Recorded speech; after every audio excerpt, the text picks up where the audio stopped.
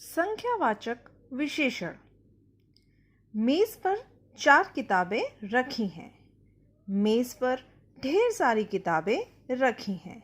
यहाँ पर 4 और ढेर सारी शब्द किताबों की संख्या दर्शाते हैं। अतः जो शब्द संज्ञा या सर्वनाम की संख्या का बोध कराते हैं उन्हें संख्यावाचक विशेषण कहते हैं। यहाँ पर 4 शब्द किताबों की निश्चित संख्या का बोध कराते हैं, लेकिन ढेर सारी शब्द किताबों की निश्चित संख्या का बोध नहीं कराते। अतः इस आधार पर हम कह सकते हैं कि संख्यावाचक विशेषण 2 प्रकार के होते हैं, निश्चित संख्यावाचक विशेषण और अनिश्चित संख्यावाचक विशेषण।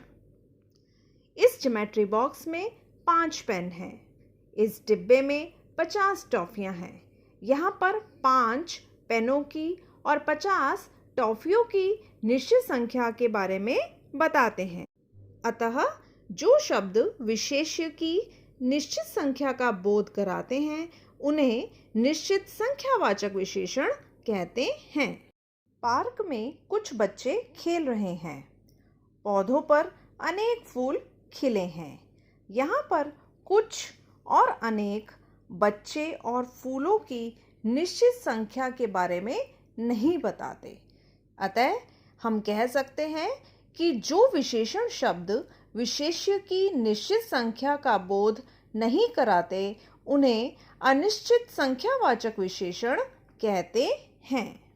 क्या आप इन मटर के दानों को गिनकर खरीदते हैं? या आप दूध को गिन सकते हैं? क्या कपड़े को गिना जा सकता है? नहीं, इन चीज़ों को हम माप तोल सकते हैं। इसलिए जो शब्द संज्ञा या सर्वनाम के परिमाण या मात्रा या माप तोल का बोध कराते हैं उन्हें परिमाणवाचक विशेषण कहते हैं।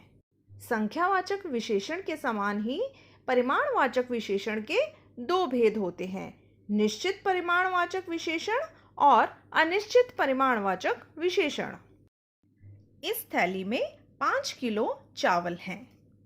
इस व्यक्ति ने कार में 2 लीटर पेट्रोल भरा है। यहाँ पर 5 किलो और 2 लीटर चावल और पेट्रोल की निश्चित मात्रा का बोध कराते हैं। इसलिए जो विशेषण शब्द विशेष्य की निश्चित मात्रा या परिमाण का बोध कराते हैं उन्हें निश्चित परिमाणवाचक विशेषण कहते हैं। थोड़ा सा दूध उबलते समय बाहर गिर गया। तुमने आज बहुत ज्यादा खाना खा लिया है।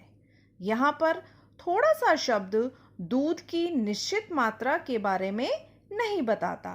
इसी तरह बहुत ज्यादा खाने की निश्चित मात्रा का बोध नहीं करवाता। इसलिए जो विशेषण शब्द संज्ञा या सर्वनाम की निश्चित मात्रा या माप तोल का बोध नहीं कराते वे अनिश्चित परिमाणवाचक विशेषण कहलाते हैं। वह घर हमने नया लिया है। यह आदमी कौन है? वह चौकीदार है। दीपावली पर मेरे भाई इसे उपहार देंगे। बच्चों, यहाँ आपने 2 सहेलियों को आपस में बातचीत करते सुना। उनकी बातचीत में वह शब्द घर की, यह शब्द आदमी की, वह शब्द चौकीदार की और मेरे शब्द भाई की विशेषता बताते हैं।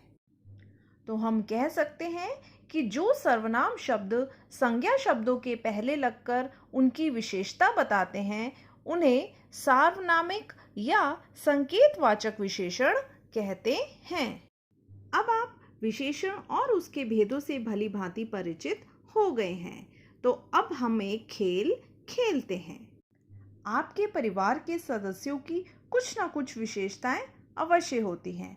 कुछ आपको पसंद होती हैं और कुछ नापसंद। तो अपने परिवार के सदस्यों के नाम अपनी कॉपी में लिखकर उन सब की 2-2 विशेषताएं भी लिखें और अपनी कक्षा अध्यापिका से साझा करें। धन्यवाद।